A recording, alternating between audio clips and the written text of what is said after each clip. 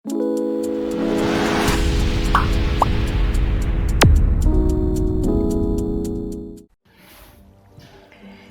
दिव्यांग राजा की पेंटिंग।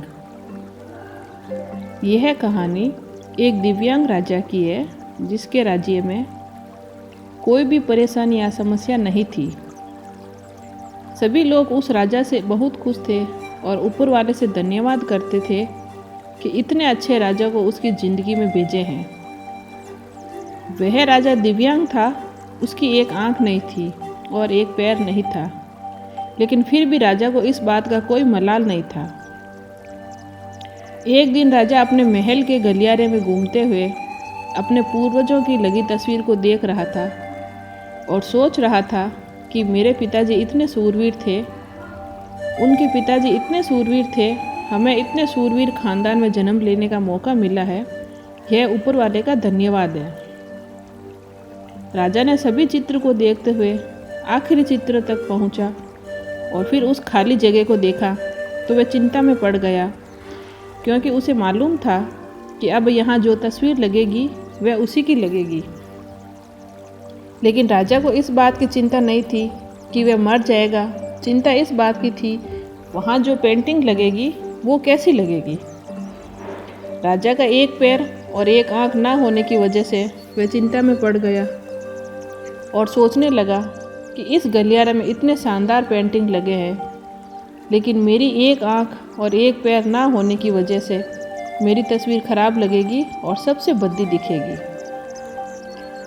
राजा ने सोचा कि मेरे मरने के बाद पता नहीं पेंटिंग बनेगी, और क्यों न मैं अपने जीते जी ही एक पेंटिंग बनवाऊं, ताकि मुझे ये सुकून मिल जाए कि मेरी यहाँ अच्छी पेंटिंग लगेगी। अब उस राज्य में ऐलान करवा दिया और सभी पेंटर्स को बुलाया गया और कहा गया, जो भी पेंटर राजा की शानदार पेंटिंग बनाएगा उसे शानदार इनाम मिलेगा। अब सभी पेंटर राज्य में आए और उन पेंटर को पता था कि अगर शानदार पेंटिंग बनेगा तो शानदार इनाम तो मिलेगा, लेकिन जिस राजा का एक आँख नहीं है, एक पैर नहीं है, उसका शानदार पेंटिंग कैसे बनेगा। पेंटर सोच रहे थे कि इनाम का तो पता नहीं, लेकिन अगर शानदार पेंटिंग नहीं बनी तो राजा गुस्सा हो जाएगा और सज़ा ज़रूर मिलेगी। इसीलिए बड़े बड़े चित्रकार भी आगे नहीं आए। तभी उसमें से एक लड़का बोला, राजा साहब, मैं आपकी पेंटिंग बनाना चाहता हूँ, मुझे 24 घंटे का वक्त दीजिए। अब सभी बड़े बड़े पेंटर हैरान हो गए कि ये लड़का क्या पेंटिंग बनाएगा, और अगर राजा को पेंटिंग पसंद नहीं आई तो इसे सज़ा ज़रूर मिलेगी। राजा बोला, ठीक है, आप बना करके आइए। अगले दिन वह लड़का तस्वीर बनाकर लाने वाला था। दरबार पूरी तरह से भर चुका था।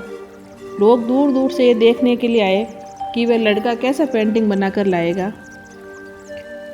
अब लड़का जब उस राजा की पेंटिंग बनाकर लाया तो लोग आश्चर्यचकित रह गए और ज़ोर ज़ोर से तालियां बजाने लगे, सीटी बजाने लगे।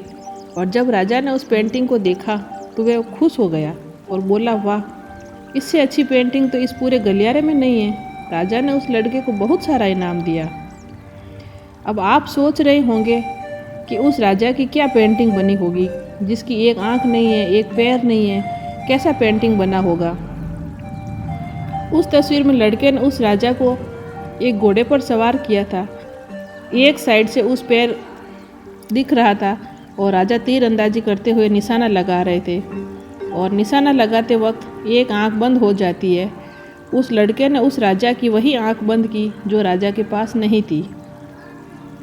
इस तरह से उस लड़के ने राजा को निशाना लगाते हुए घोड़े के ऊपर सवार दिखाया, जिससे एक आँख बंद और एक ही पैर दिखाया। इतना शानदार पेंटिंग बनाया कि वह अब तक की सबसे सर्वश्रेष्ठ पेंटिंग थी।